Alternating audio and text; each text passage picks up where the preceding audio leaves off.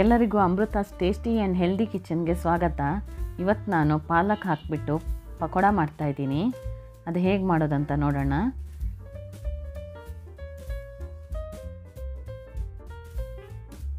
ನಾನಿಲ್ಲಿ ಅರ್ಧ ಕಟ್ನಷ್ಟು ಪಾಲಕ್ ಸೊಪ್ಪನ್ನ ಚೆನ್ನಾಗಿ ತೊಳ್ಕೊಂಡು ಕಟ್ ಮಾಡಿ ತಗೊಂಡಿದ್ದೀನಿ. ಅದಕ್ಕೆ 1 ಕಪ್ನಷ್ಟು ಕಡಲೆ ಹಿಟ್ಟು ಹಾಕ್ಕೊಳ್ಳೋಣ.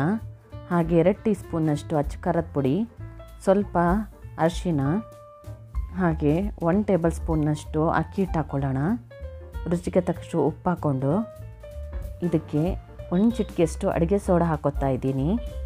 ಹಾಗೆ 2 ಹಸಿಮೆಣಸಿನ್ಕಾಯಿನ ಸಣ್ಣದಾಗಿ ಕಟ್ ಮಾಡಿ ಹಾಕ್ಕೊಂಡಿದ್ದೀನಿ. ಕರಿಬೇವನ್ನ ಸ್ವಲ್ಪ ಹಾಕ್ಕೊಳ್ಳೋಣ.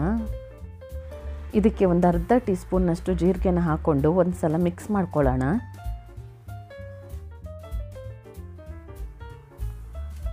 ಈಗ ಇದಕ್ಕೆ ನೀರು ಹಾಕ್ಕೊಂಡು ಚೆನ್ನಾಗಿ ಮಿಕ್ಸ್ ಮಾಡ್ಕೊಳ್ಳಿ.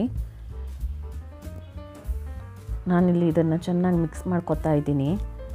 ನೀರು ಸಾಕಾಗಲಿಲ್ಲ ಅಂದರೆ ಇನ್ನೊಂದು ಸ್ವಲ್ಪ ನೀರು ಹಾಕ್ಕೊಂಡು ಮಿಕ್ಸ್ ಮಾಡ್ಕೋಬೋದು.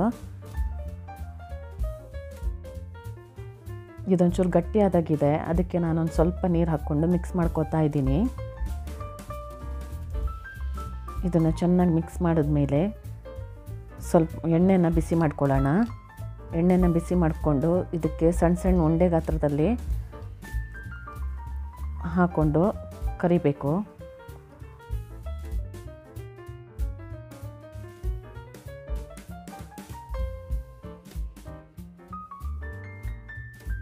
ಒಂದು 5 ನಿಮಿಷ ಕಾದ್ಮೇಲೆ ಇದನ್ನು ಉಲ್ಟಾ ತಿರುಗಿಸಿ ಹಾಕ್ಕೊಳ್ಳೋಣ.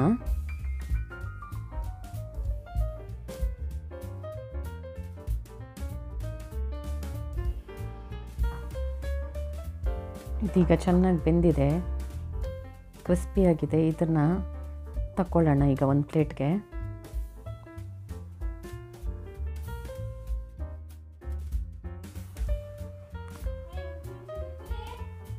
ಈಗ ಉಳಿದಿರೋ ಹಿಟ್ಟನ್ನು ಹೀಗೆ ಕಾಯಿಸ್ಕೊಳ್ಳೋಣ.